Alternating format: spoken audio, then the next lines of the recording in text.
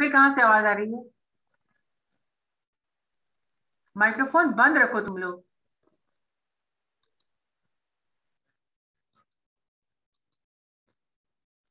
चलिए,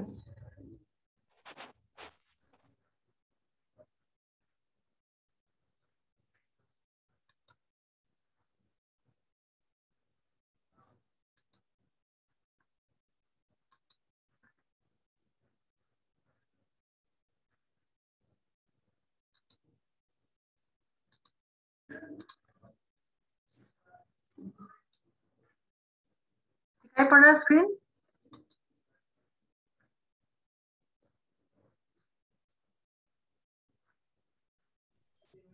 can you see the screen? Yes, ma'am. Yes, ma'am. Yes, ma'am. Yes, ma'am. तो Yes, ma'am. ऐसे section में तीन ऐसे आपके सिलेबस में है। अब पहला लेसन है India again. This is the first. India again लिखा है एडवर्ड मॉर्गन फॉस्टर। प्लीज इसको लिख लीजिए। ऐसे का नाम क्या है? India again. Please write down.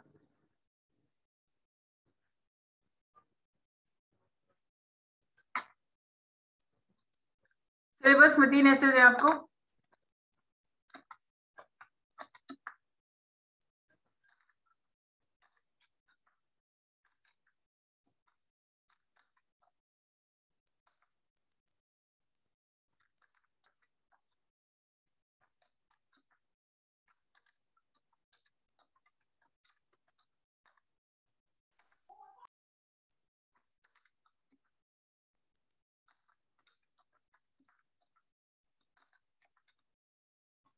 ये तीन ऐसे आपको लर्न करना है।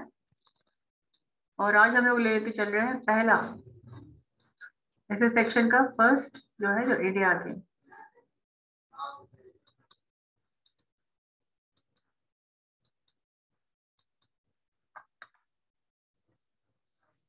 इंडिया अगेन राइटर है एडवर्ड मॉर्गन फॉस्टर। ये इनका नाम है जिन्होंने ये ऐसे इस प्रोज को लिखा है।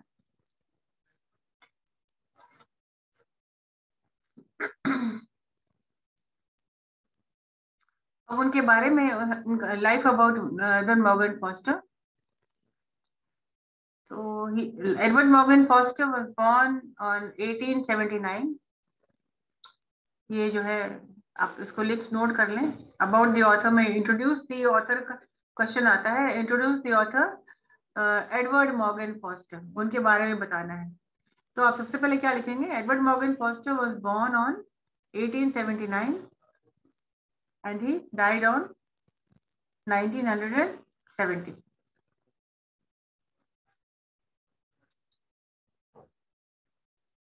And he was the only remaining child of an architect who died when the child was just 1 year old. और जब वो 1 साल के ही थे सिर्फ थे, when he was only 1 year old, 1 साल के थे जब, तब उनके फादर का डेथ हो गया था। और उनके फादर क्या थे? वो आर्किटेक्ट थे। He was the son of an architect. तो क्या समझ में अभी आया? उनका बर्थ कब हुआ, उनका डेथ कब हुआ, और उनके फादर कौन थे? उनके फादर एक आर्किटेक्ट थे। और जब इनका बर्थ हुआ 1 साल के जब थे, तो उनके फादर का डेथ हो गया। अब इनकी मदर के बारे में। His mother was from a middle class family. अब इससे क्या पता चलता है? फादर अपर क्लास फैमिली की और मदर जो थी वो थी फ्रॉम मिडिल क्लास फैमिली। तो and Morgan was a product of English upper class. तो फादर अपर क्लास के थे और मदर मिडिल क्लास की थी। तो he was from upper middle class family. जो चीजें हाईलाइट कर रहे हैं उसको आपको लिख लेना है, नोट कर लेना है, ताकि आप क्वेश्चंस को जो क्वेश्चन आता है, introduce the author Edward Morgan, तो उनके बारे में आपको क्या क्या लिखना है, ठीक है। अब उनकी एजुकेशन के बारे में,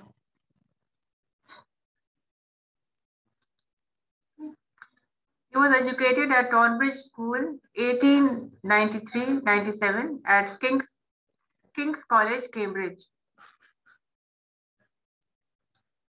तो यहाँ इनकी एजुकेशन हुई थी। और Forster wanted to know Indians, कहाँ इनकी एजुकेशन हुई थी?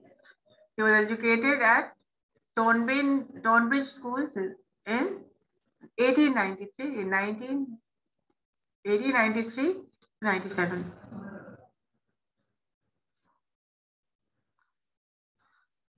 and at King's College, Cambridge, and at King's College, Cambridge।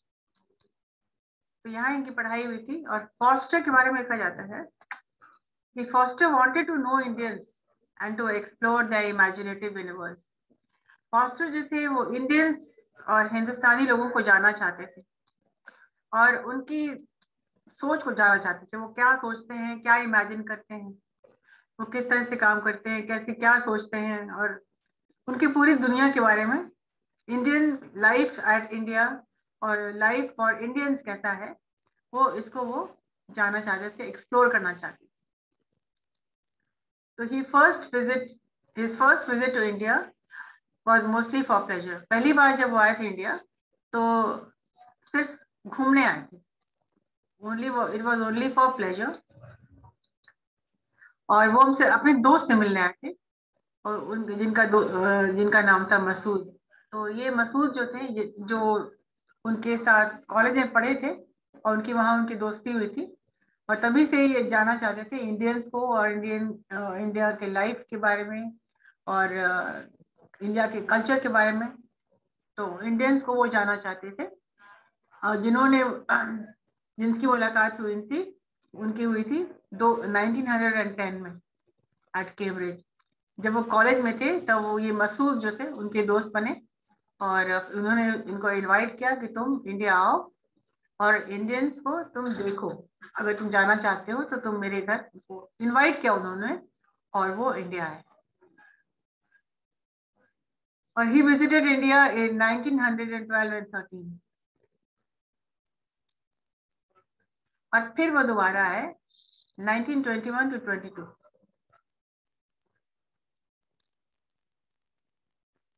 So he visited India in 1912 and 13 and again in 1921-22। और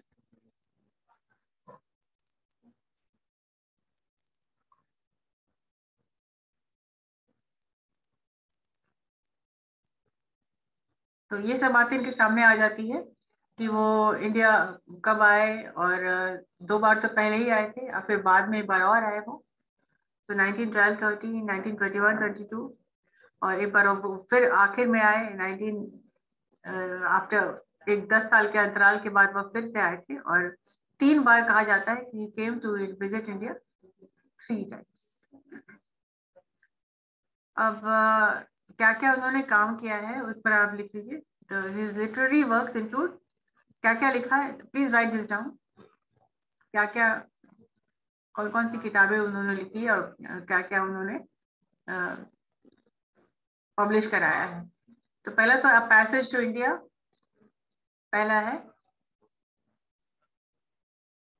वे एंजल्स फियर टू ट्रेड, ये दूसरा है। और तीसरा है अ रूम विद अ व्यू। ये सब इनके नॉवेल्स हैं जो कि पब्लिश हो चुके हैं। और एक दूसरा है सेलेस्टियल ऑमनिबस, इसका नाम है, जिसमें बहुत सारे कलेक्शन है शॉर्ट स्टोरीज के। इसके अलावा उन्होंने 6 नॉवेल्स लिखा है expressing his views on his experiences. और ये जितने नॉवेल्स हैं उनके तजुर्बे के अनुसार उन्होंने लिखा है। तो please write down about his literary work, इसको आप लिखिए।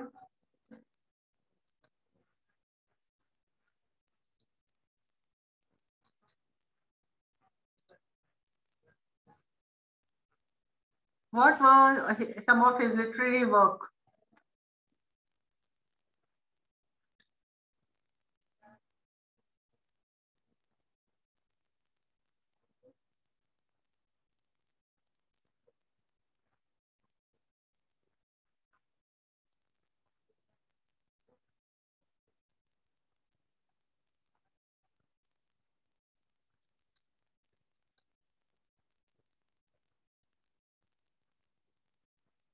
देख रहे हो आप लोग?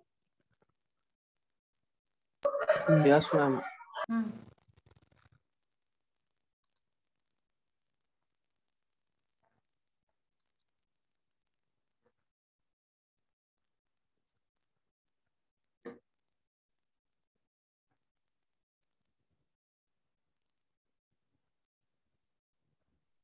हो गया ma'am.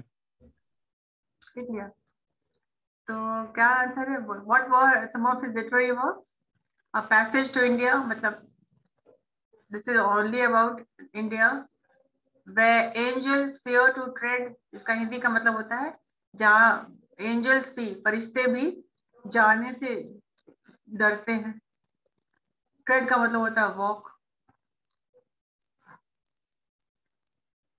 Where angels fear to tread, this means where angels fear to walk.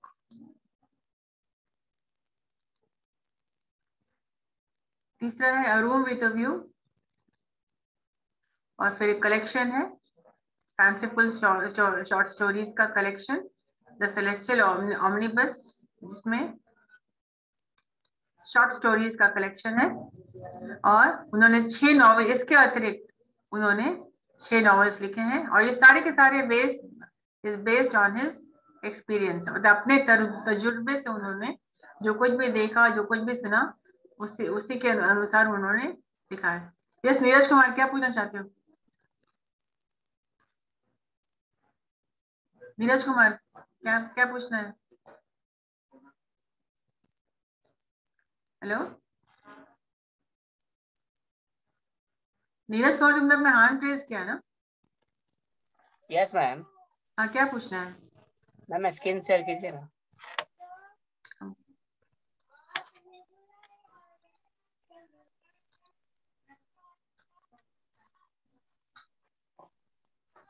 Yes ma'am, a room with a view, उसके नीचे वो जो दो लाइन जो किया रेज किया हुआ ना, वो वाला। ये शॉर्ट स्टोरी का कलेक्शन है। क्या है ma'am? Short story collection. Short story है। सेलेस्टियल ऑमनिबस ये उस किताब का नाम है जिसमें शॉर्ट स्टोरीज का कलेक्शन। ठीक है, ओके मैम, उसके नीचे उसके 6। नीचे उन्होंने 6 नॉवेल्स पे लिखा हुआ है। Okay ma'am. ठीक है, पुलिस डालना चाहिए था। और फिर ये सब उनकी किताबें हैं, उनके राइटिंग है जो उन्होंने लिखा था। ठीक है, आप क्लियर हो? Yes ma'am. ठीक है, तो देखिए वो 3 बार, कितने बार इंडिया आए? He visited India 3 times. कब कब आए हैं? 1912, 13, 1921, 22, और फिर वो आए 1945 में। ठीक है, वो नीचे दिया हुआ है, यहाँ दिया हुआ है।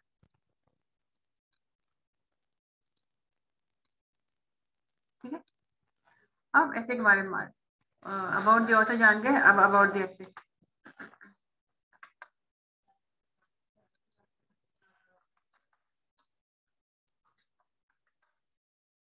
इंडिया अगेन, अच्छा ये शीर्षक पे आ जाइए, इंडिया अगेन। ये इंडिया अगेन राइटर ने क्यों लिखा है? सिर्फ इंडिया लिखते तो कोई फर्क नहीं पड़ता, लेकिन उन्होंने इंडिया अगेन क्यों लिखा हुआ? क्योंकि वो 3 बार इंडिया आए थे मैम ना, मे भी वो इंडिया बार बार आते रहे हैं इसी कारण। 4 बार आए थे इसलिए। क्यों बार बार आते हैं इसलिए इंडिया अगेन लिखेंगे? अगर 100 बार आएंगे तो इंडिया अगेन लिखेंगे, चाहे इंडिया लिखेंगे। ये इंडिया अगेन इंडिया के बारे में फिर से लिखना चाहते हैं इसलिए। इंडिया के बारे में फिर से लिखना चाहते हैं। मैम वो इंडिया उनके बार बार बारे में कुछ आना और करना चाहते हैं चाहते हैं। इसलिए। हेलो, क्या बोल रहे हो? उनके मैम बारे वो में फिर से इंडिया कुछ बार करना बार चाहते आना हैं। चाहते हैं।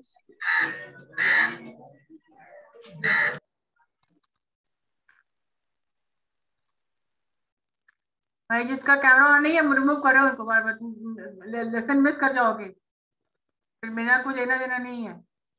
बार बार मैं आपको वार्न कर रही हूँ। इंडिया अगेन उसने इसलिए लिखा है, शीशा का नाम अगेन क्यों लगाया? इसे जहां वो जाते थे ना, जहां तुम जाते हो तुमको कुछ अच्छा लगता है। सपोजिंग तुम किसी रेस्टोरेंट में जाते हो, या किसी होटल में जाते हो, या किसी दुकान में जाते हो, या किसी मॉल में जाते हो, जहां तुमको अच्छा लगता है। जहाँ तुमको अच्छा एक्सपीरियंस होता है, जहाँ के बारे में तुम और जानना चाहते हो, तो वही तुम बार बार जाते हो। तो जब इंडिया आए थे तो उनको इंडिया इतना पसंद आ गया था कि वो बार बार वो इंडिया आना चाहते थे, इंडिया अगेन। जैसे कोई खास एक आइसक्रीम तुमको पसंद आता है तो तुम बार बार उसी आइसक्रीम खाना चाहोगे नहीं। तो जो चीज तुमको पसंद आता है उसको बार बार, कोई जगह पसंद आ गई है तो घूमने का ही कोई जगह है तो तुम बार बार वहीं जाना चाहोगे, ऐसा होता है ना। तो इंडिया, इसलिए इंडिया अगेन शीर्षक लगाया है because he loved India, he love to visit India. उनको अच्छा लगता था इंडिया आना, और जो अच्छा लगता है, जो काम बार बार हम करते हैं, that is why the title India again. Understood? Yes, ma'am. So the essay India again is taken from one of his broadcast. तो ये उन्होंने लिखा नहीं था, एक ब्रॉडकास्ट हुआ था उनका इंडिया से। वो जो वापस गए थे 1945 में, वो इंडिया आए थे, और उनके रिटर्न पे जब वो वापस लंदन गए, अपने घर गए, तो फिर वहां से BBC से उनका ये टॉक हुआ, ब्रॉडकास्ट हुआ, और जिसके रिकॉर्डिंग से ये उठाया गया है। ठीक है, तो India again has been taken from one of his broadcast given on BBC on his return from India in 1945, which was his last visit. आखिरी बार वो कब आए? 1945 में, और ये उनका तीसरा विजिट था। और ये क्यों आए थे? Why did he come to India? तीसरी बार, पहली बार तो वो घूमने आए थे, सेकेंड टाइम वो एक्सप्लोर करने आए, तीसरी बार वो क्यों आए थे इंडिया? अब बार बार आते थे तो क्यों आते थे? एक कारण था, एक वजह था, क्यों आते थे? तो he had come to attend the PEN conference at Jaipur. तो ये PEN conference क्या है?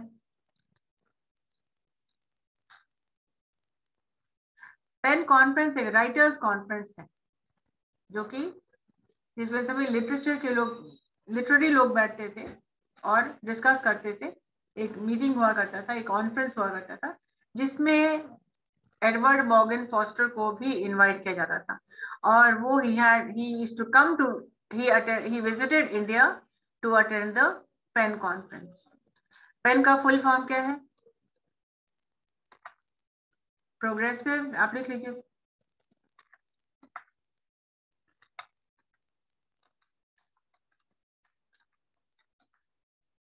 P for Progressive English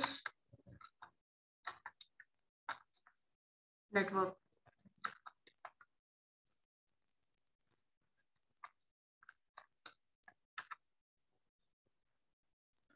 progressive English network. अब ये एक ऐसा कॉन्फ्रेंस था जहां इंडिया से हर स्टेट के लोग जाते थे और इस मीटिंग को अटेंड करते थे।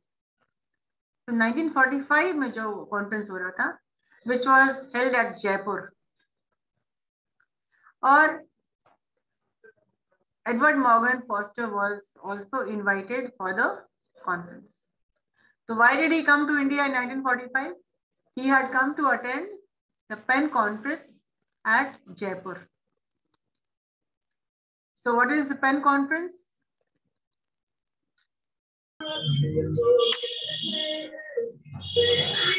Progressive English Network. Progressive English Network. किसी का माइक्रोफोन ऑन है? अब मुझे बहुत नाराजगी हो रही है।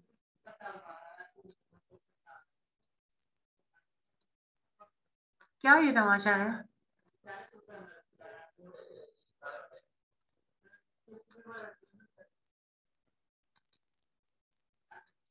तो यहाँ इस कॉन्फ्रेंस में क्या क्या हुआ करता था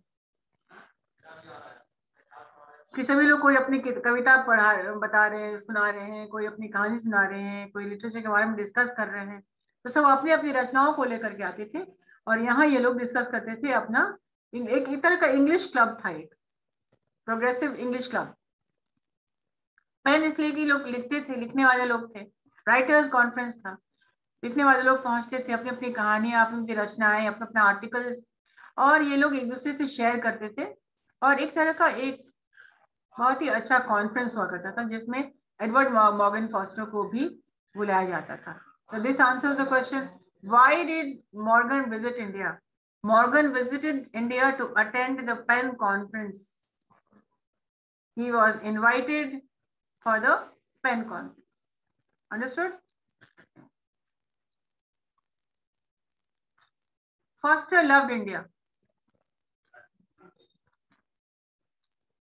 ये लाइन है जो बहुत कुछ बता देता है. एक ब्रिटिशर होने के नाते ये बात बहुत ही मोटिवेटिंग है कि ही लव्ड इंडिया, जबकि उस समय की बात है जब India was not yet free.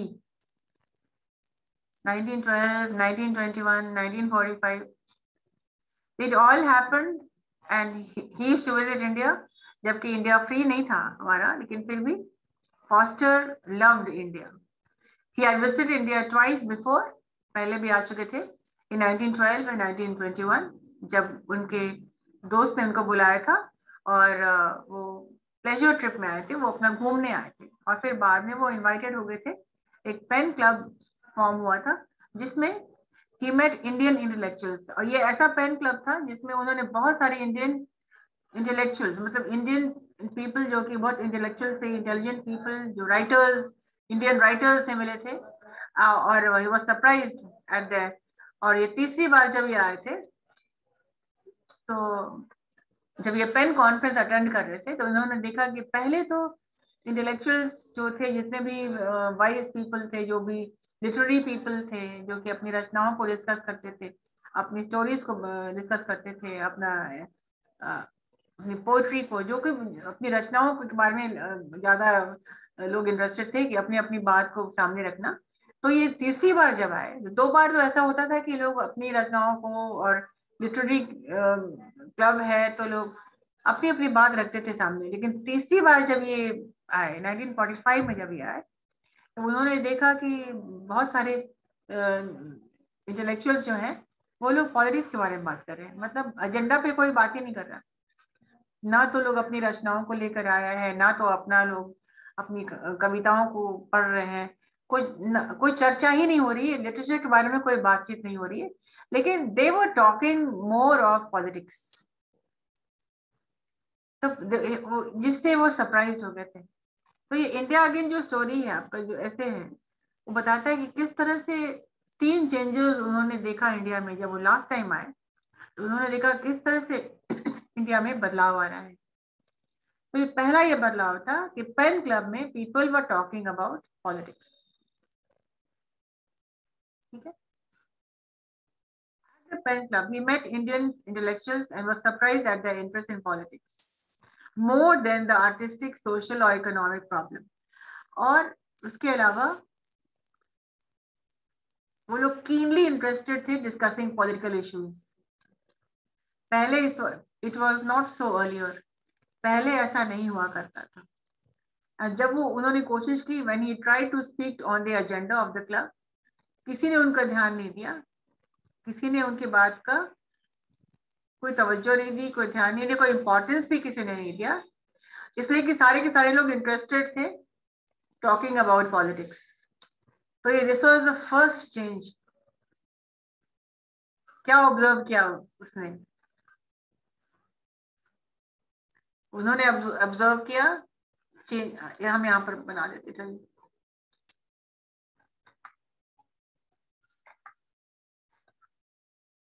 Three changes उन्होंने देखा था.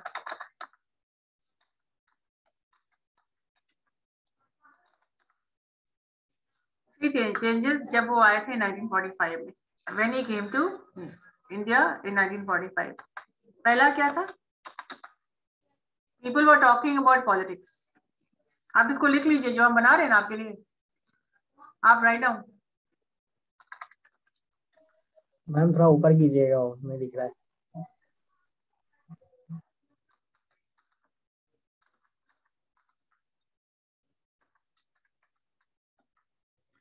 People at Pen Club were talking about politics.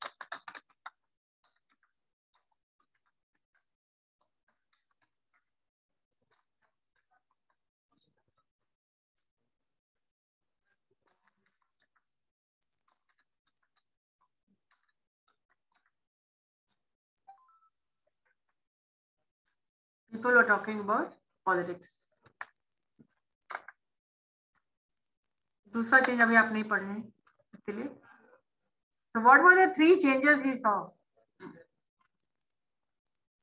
पहले पेन क्लब में लोग कहानियां बोलते थे, कहानियां डिस्कस करते थे, अपनी अपनी कविताओं को बोलते थे, अपनी रचनाओं को बोलते थे और लिटरेचर पर बात होती थी, लिटरेरी बात होती थी. लेकिन तीसरी बार जब आते हैं वो 1945 में, तो उन्होंने देखा कि people were not talking about any literary issues, they were only talking about politics. और क्या कहते हैं वो लोग? Because politics was the most important discussion at that time. Did you understand? Yes, ma'am. Yes, ma'am. Yes, ma'am.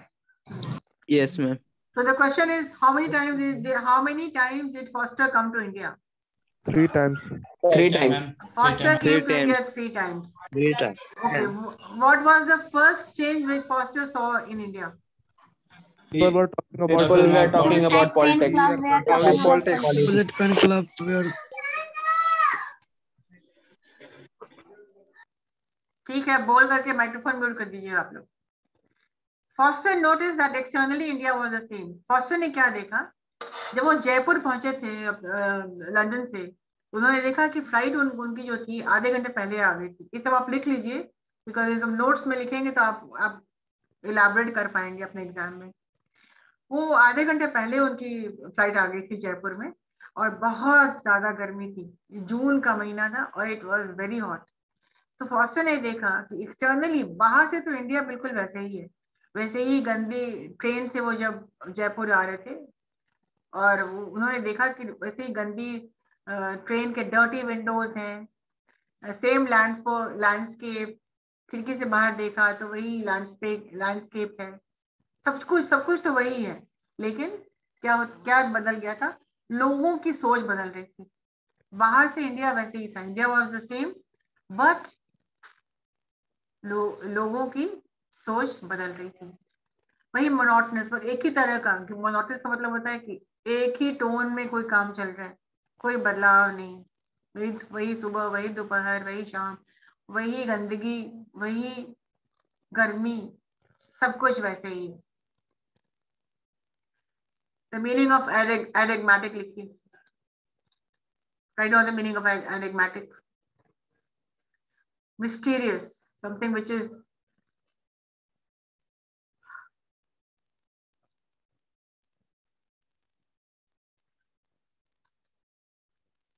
Mystery से भरा हुआ, राज से भरा हुआ. लोग क्या सोच रहे हैं? इंडिया तो अपने आप में पूरा एक राज छुपाया रहता है कि कोई ऐसे क्यों कर रहा है, कोई ऐसे वो क्यों कर रहा है. हर चीज के पीछे एक राज होता है. तो enigmatic means mystery, mysterious. Already mysterious word डाला हुआ है इसका मीनिंग.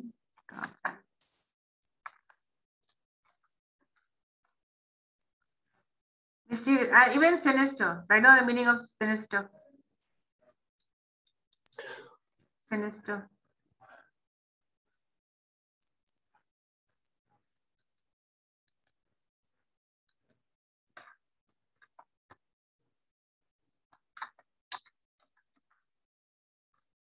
Evil, disturbing. क्या डिस्टर्बिंग था? लोगों की सोच डिस्टर्बिंग थी उनके लिए. क्या उनको इविल लग रहा था कि लोग इंडिया में जब किसी फॉरेनर को देखते थे तो उन पर शक की नजर से देखते थे कि ये फॉरेनर है, पता नहीं ये क्या करेगा, क्यों बात कर रहा है, क्या बात करना चाहता है. Again I am telling you, this was when India was struggling for freedom and any foreigner जो सामने आता था उनके लिए एक राज बन जाता था कि ये क्या सोच रहा है, क्या करेगा, क्या नहीं करेगा. It was also very disturb करने वाली बात थी.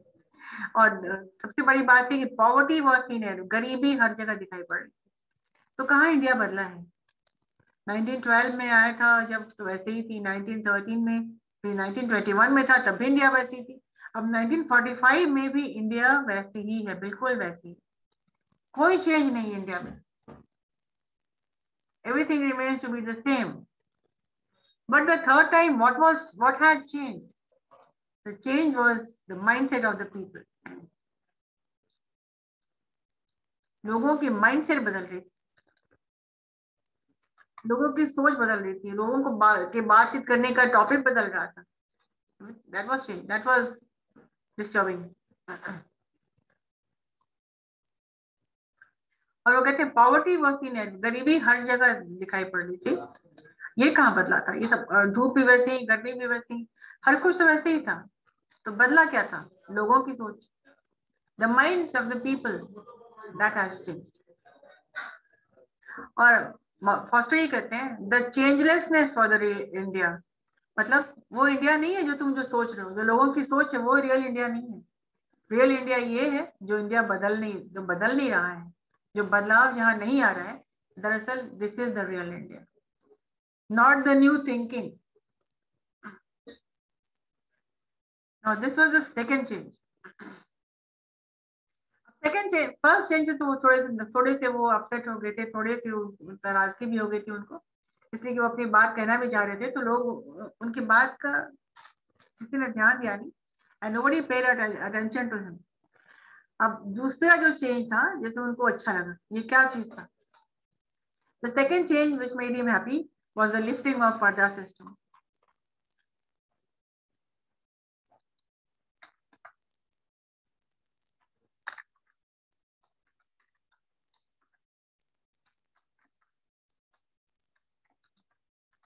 The lifting of Parda system.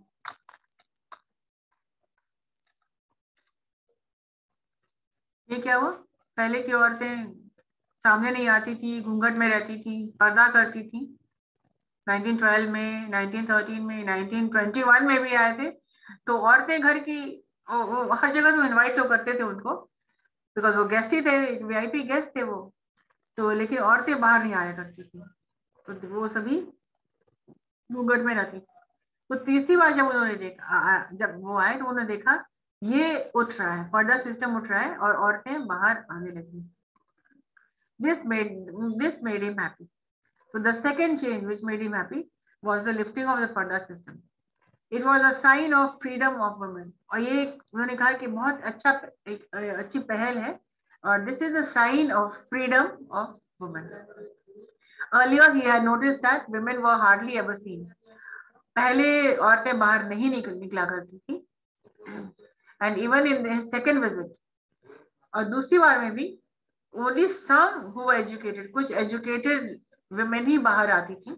But इस बार उन्होंने देखा third time, but he was pleasantly surprised to see them out on the streets openly. और अब सड़कों पर भी वो बहुत आराम से आती जाती थी बिना किसी पर्दे के, और वो अपने ऐसे में लिखते भी, बोले भी कि and he was happy to see the colorful dresses that they were wearing, and it was a sign of a free India, कि इसी तरह से progressive India. Sorry. At some conferences, और किसी कॉन्फ्रेंस में तो ज्यादा औरतें ही ज्यादा हुआ करती थी, मर्द मेल मेंबर्स कम हुआ करते थे, and women were more than men. At some conferences they outnumbered men. Outnumbered मतलब कि मर्दों से भी ज्यादा उनकी संख्या हुआ करती थी. According to Foster, Foster के अनुसार वो कहते हैं until gender justice is ensured, जब तक कि gender justice ensure नहीं किया जाता है, Indian nationhood and freedom is a distant dream. जब तक कि equality नहीं होता है मेल एंड फीमेल में, तब तक तो freedom is a distant dream. मतलब कि freedom के लिए थोड़ा freedom progressive India नहीं बन सकता है जब तक कि मेल एंड फीमेल में जेंडर अगर इंश्योर नहीं किया, जस्टिस नहीं इंश्योर किया जाता है. तो this was the second change. Now the third change. मुझे ये लेसन कंप्लीट करना है, सिंपल लेसन है, और आप इसको जानेंगे, आपको बता भी रहे हैं टेक्निकली, और नेक्स्ट क्लास में क्वेश्चन आंसर मैंने आपको सारा बता दिया है, क्या क्या क्वेश्चंस आ सकते हैं और किस तरह का क्वेश्चंस आता भी है, आप जानेंगे. सो दैट अगले क्लास में हम दूसरा ऐसे लें. ठीक है. द थर्ड चेंज तो बहुत ही अच्छा था. The third change that he saw was the buffet system. What is a buffet system?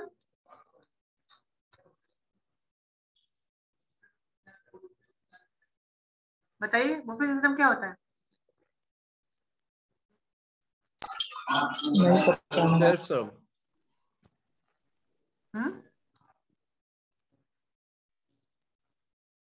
ये वर्ड कभी देखा है, सुना है क्या?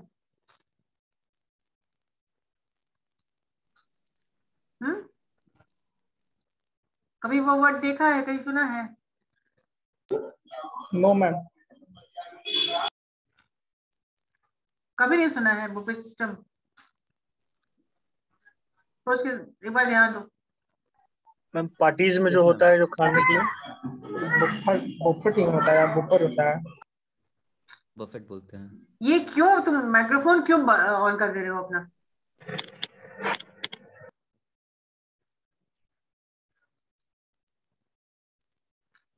हाँ, ये बोलते हैं बफेट नहीं बोलते हैं, बूफे बोलते हैं। ठीक है, बूफे ये फ्रेंच वर्ड है। लास्ट वाला जो कॉन्सोनेंट है ना, टी है ना, वो साइलेंट है।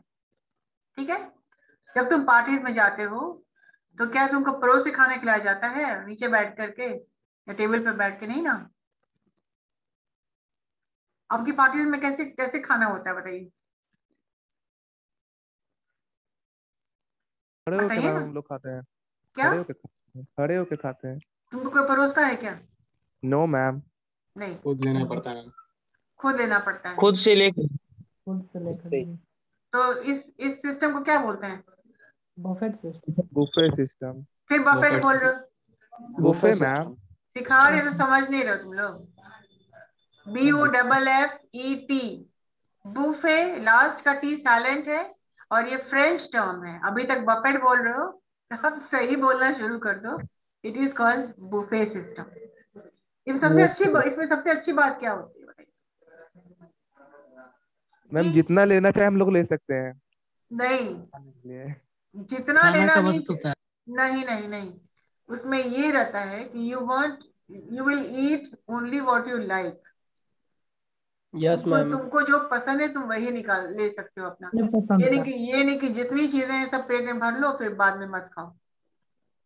अच्छा, जब परोस के जो खाना खिलाते हैं वो देखते हैं कि आपको एक लाइन से बिठा देते हैं, है ना। और जैसे भोज में होता है, क्या अभी तक गांव में ऐसा होता है कि आपको बिठा दिया जाता है और जी मैम, गिरा हाँ, क्या बोल रहे हो? देते चला जाता है लोग। आपको पसंद नहीं है या नहीं है, आपको पूछेगा भी नहीं कोई। वो बस थाली आपका प्लेट लगा है या पत्तल जो लगा, जो भी लगा है, तो आपको जो देने वाले आपको डालते चले जाएंगे और आपको पूछेंगे नहीं कि ये आइटम लेना है या वो आइटम लेना है। They will not ask you but they will give you. घर में जो कुछ ये बना है या पार्टी में जो कुछ भी या भोज में जो कुछ ये बना है, वो एक चटनी तक आपको बिना पूछे दे देंगे, आपको पसंद है या नहीं। But they will keep on giving you जब तक कि आप ना भी नहीं कह सकते ना, because it is rude to say no कि नहीं, मुझे नहीं खाना है। तो ये तोहिनी होती है कि जिनके घर में आप गए हैं, आप मना करें नहीं, मुझे नहीं खाना ये।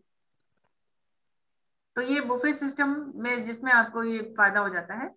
दीज आर द थिंग्स जो हम लोगों ने फॉरेनर्स से हम लोगों ने लिया है, इंडियंस ने लिया है। पहले हम लोग का संस्कार क्या है? हम लोग का कोई सिट डाउन होता है, बैठ के और आराम से हम लोग बैठे रहते हैं। कोई सर्व कर रहा है, बस खा रहे हैं, कोई ला के दे रहा है और हम लोग बैठ के खा रहे हैं। हम लोग उठ नहीं रहे, आराम से हाथ धुलाने के लिए भी लोग आपके पास आपको हाथ धुला देंगे, टॉवल पकड़ा देंगे। तो ये तो हम लोग का संस्कार है ना, सिट डाउन है, तो लोग खिला रहे हैं आपको, हाँ भाई खिलाओ खिलाओ। तो ये पहले का सिस्टम अभी भी हम लोग अभी भी कहीं कहीं होता है। अभी भी होता है। हमको तो ये अच्छा लगता है कि आराम से बैठे हुए हैं, कोई ला के दे रहा है तो अच्छा है। तो खड़े होकर भी खाना पड़ता है, खुद से लाना पड़ता है। खड़े होके भी फिर टेबल भी नहीं है, हाथ में ले ली, कभी कभी ले गिर जाता है, कपड़े पे गिर जाता है, तो बहुत परेशानी है भाई। तो जब एडवर्ड मॉर्गन फॉस्टर इंडिया आए थे तो सोचिए कि बैठा के खाना खिलाया जाता था। एक तो वो इंडियन स्टाइल, दूसरे की वो फॉरेनर, वो लोग तेल मसाला बिल्कुल नहीं खाते। और हम लोग का इंडियन स्टाइल जो है खूब तेल मसाले और मिर्ची और क्या क्या। तो 3 बार जब 2 बार आए थे तो उनकी बहुत हालत खराब हो जाती थी कि सब कुछ खाना पड़ता था, जो कुछ भी सर्व हुआ है खाना पड़ता था, उनको अच्छा लगा हो या नहीं लगा हो। और ये नो कहना आसान हो जाता है, लेकिन नो कहना रूड हो जाता है कि किसी का गए हो तो नहीं, तो मुझे मुझे ये नहीं खाना है, तो किसी की होस्ट की हो जाती है बेइज्जती। दैट इज वाई ये तीसरा चेंज था जो उन्होंने देखा कि बुफे सिस्टम है, तो बहुत वो खुश हो गए कि चलो जान बची, तो इस बार नहीं तो हर बार उनकी तबीयत खराब हो जाया करती थी और ना भी नहीं कर सकते थे, जबरदस्ती खाना पड़ता था, छोड़ भी नहीं सकते थे, छोड़ना तो और भी बुरी बात है भाई। अब food you can not waste food, तो उनके सोचिए कि ऐसा इंसान को जो कि आपको कभी कोई दे दे और खाना बढ़ जाए तो फिर मुश्किल हो जाती। So this was the third change and the last change which he saw when he came to India. आज conclude कर देते हैं इसको। So the third change that he saw was the buffet system. In his previous visits, he had painful experiences. बहुत उनको दुख भरा experience हुआ था when he was invited for dinners, but buffet system was a relief. तो buffet system था एक तरह का, उनको आराम और रिलीफ मिला और वो खुश हो गए कि चलो ठीक है इस बार तो these were the 3 changes which he saw.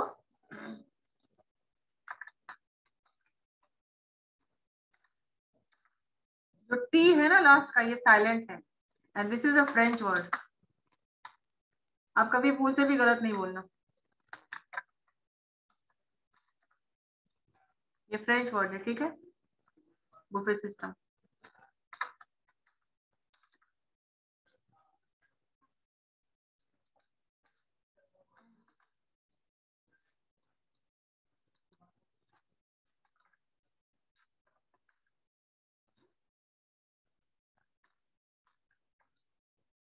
Sorry, this is like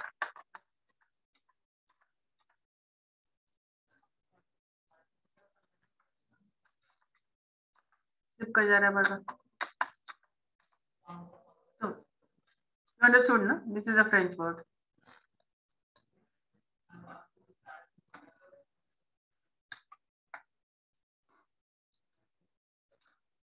ये 3 चेंजेस उन्होंने देखा और जिससे वो खुश हो गए थे वो।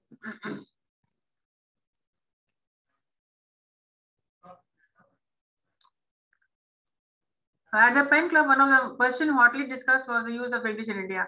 और पेन क्लब में लोग बोलते थे कि इंग्लिश में क्यों बात करें हम लोग, क्यों इंग्लिश में बात करें, क्यों इंग्लिश में ही बात करें। दिस वाज एक बहस का एक मुद्दा बन गया था। और जो नॉर्थ के लोग जाते थे तो सोचते थे कि उर्दू में बात हो, हिंदी में बात हो। बंगाली जाते थे वो सोचते थे कि बंगाली में ही बात हो।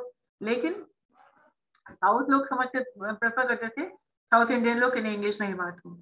लेकिन majority of the people Forster met spoke English, लेकिन अधिकांश तक लोग जिनसे वो मिलते थे वो लोग इंग्लिश में ही बात करते थे। This was the story.